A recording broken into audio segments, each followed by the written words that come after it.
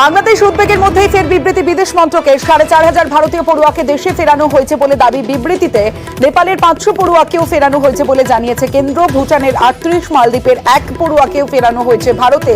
বাংলাদেশে আটকে পড়াদের ফেরাতে সব রকম ব্যবস্থার আশ্বাস কেন্দ্রের। আটকে থাকাদের সঙ্গে নিয়মিত যোগাযোগ রাখা হচ্ছে বলে জানিয়েছে কেন্দ্র। পড়ুয়াদের সঙ্গে যোগাযোগ রাখছেন ঢাকায় নিযুক্ত ভারতীয় হাই কমিশনার, যোগাযোগ রাখছেন চট্টগ্রাম, রাজশাহী, সিলেটের ভারতীয় আমলারাও। বাংলাদেশে ভারতীয় দূতাবাসের জরুরি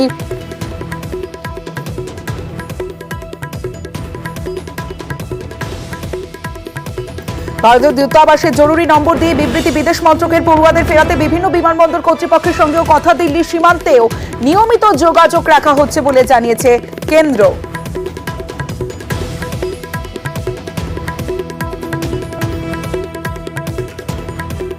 একুশের মঞ্চ থেকে বাংলাদেশের পরিস্থিতি নিয়েও বার্তা দিয়েছেন মমতা বন্দ্যোপাধ্যায়। বাংলাদেশে আটকে পড়াদের পাশে আছে রাজ্য, জানালেন মুখ্যমন্ত্রী মমতা বন্দ্যোপাধ্যায়। বাংলাদেশে নিয়ে যদি আপনাদের কোনো পরিবার থাকে, পরিজন থাকে, যদি কোনো সহযোগিতার দরকার হয়, আমি বাংলাদেশ নিয়ে কোনো কথা বলতে পারি না।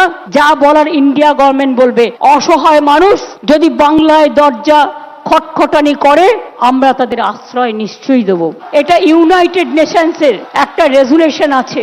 বাংলাদেশ নিয়ে আমরা যেন কোনো প্ররোচনাতে না যাই, আমরা যেন কোনো উত্তেজনাতে না যাই। আমাদের সহমর্মিতা, আমাদের দুঃখ, সে যারই রক্ত ঝরুক তাদের জন্য আছে।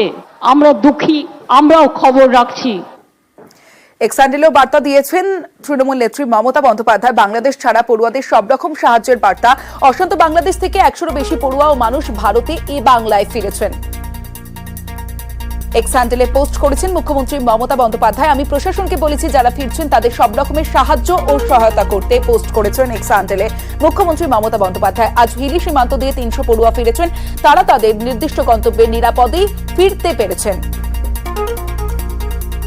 পেট্রাপল সীমান্ত থেকে এখনো পর্যন্ত 20 জন পড়ুয়াকে ফেরানো হয়েছে। বাংলাদেশ থেকে ফিরছেন পড়ুয়ারা। পেট্রাপল সীমান্ত থেকে 20 জন পড়ুয়াকে এখনো পর্যন্ত ফেরানো হয়েছে। হিলি সীমান্ত দিয়ে ফেরানো হয়েছে 322 জন পড়ুয়াকে।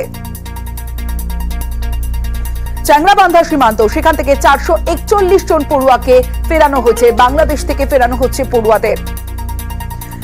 মহাদীপুর সীমান্ত, মালদা থেকে 240 জন পড়ুয়াকে ফেরানো হয়েছে।